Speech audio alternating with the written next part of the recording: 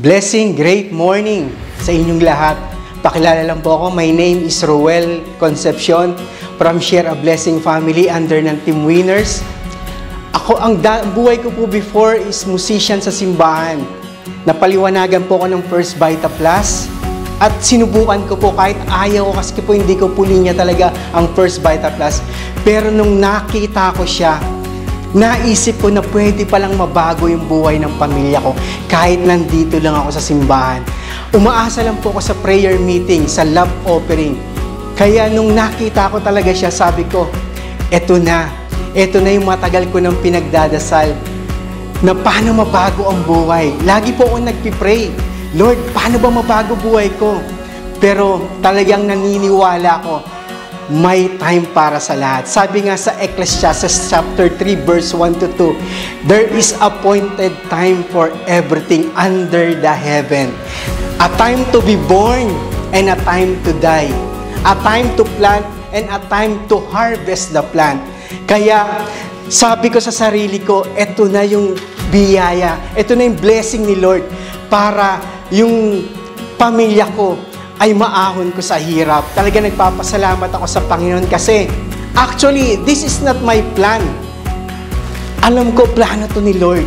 Kaya nagpapasalamat ako sa Kanya na kahit hindi ako negosyante, isang musician, pero binago niya ang buhay ko dito sa First Vita Plus. Ang First Vita Plus hindi naging hadlang sa pagsiserve ko sa Panginoon. Actually, mas napaganda pa nga eh. Kaya masasabi ko lang po sa kapwa church ko na musician or anuman sa simbahan, mga lingkod sa Panginoon, huwag po kayo mag-hesitate na itry ang First Vita Plus. Kasi po, si Lord gumagamit ng mga kaparaanan. Isa lang po ito sa vehicle ni Lord para yung gusto pa natin na marating, matulong sa church, pwede po dito mangyari. Minsan, talagang dumarating talaga yung mga pagsubok eh.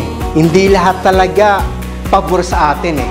Nung nag-start ako sa First Vita Plus, ang daming rejection na natatanggap ko na sinasabi nila walang mangyayari dyan, maglingkod ka na lang sa simbahan. Pero alam nyo po, pinanghawaan ko kasi yung sinabi ni Lord eh. Sabi niya, pwede niyang baguhin yung buhay natin eh. May plano siyang mas maganda kesa sa atin eh. Kaya yung mga rejection na na-receive ko before, talaga ang hirap talaga. Pero ang masasabi ko lang doon, subukan nyo lang. Katulad ko na isang church musician, pagkasama mo si Lord sa First Vita Plus, lahat ng hirap, lahat ng rejection, kayang-kaya nating mapagtagumpayan.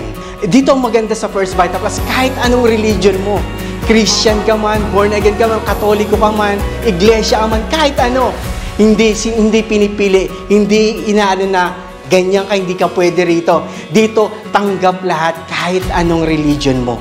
Kaya dito sa First Vita Plus, lahat ng naglilingkod sa Panginoon, anumang religion mo, welcome po dito sa First Vita Plus. Marami pong salamat and great morning.